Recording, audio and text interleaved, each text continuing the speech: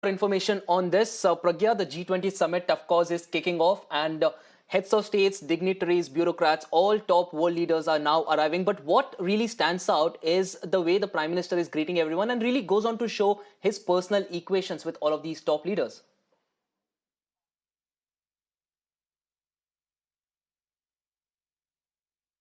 Absolutely, the way Prime Minister has greeted each one of them. In fact, if you could just see, they were walking through the cultural corridor. So they have been given a sort of experience of India's culture, civilization, and also, the growth that India has done.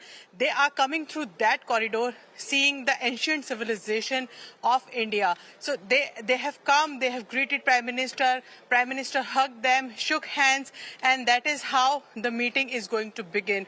And if you have seen in the background, there is a wheel of Konark, signifying time, Kal Chakra, and also the ancient marvels of civilizational, the kind of work that has been done during that period, and also the intricacies of that art.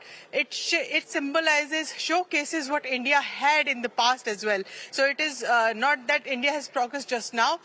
We had this progress. We were an ancient civilization with a lot of richness to our tradition. That was a symbol. The Konark wheel was the symbol of that, and that is why it was deliberately chosen as the background of this meeting, where Prime Minister shook hands with all the heads of the nation.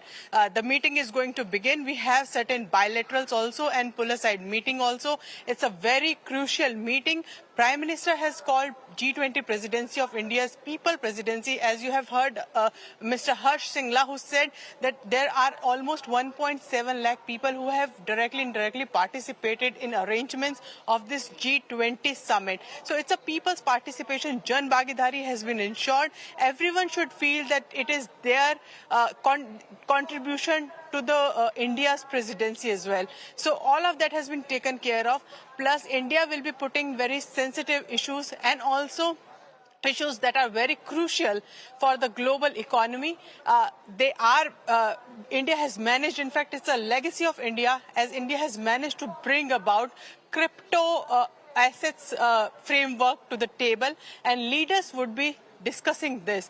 It means that there will be it has major implication on tariff funding and also implication on how the economies may be impacted. It has to mitigate the impact on economies in future. So this crypto bill is a legacy that India has brought in. Also, India has ensured that the multilateral development banks are reformed and they cater to the relevant needs of 21st century. Earlier, the framework and their outcome and the output is bent towards the developed economies, which is not acceptable to the 21st century. As India wants, even in fact, they want G20 to spread and to expand it for the other nations as well.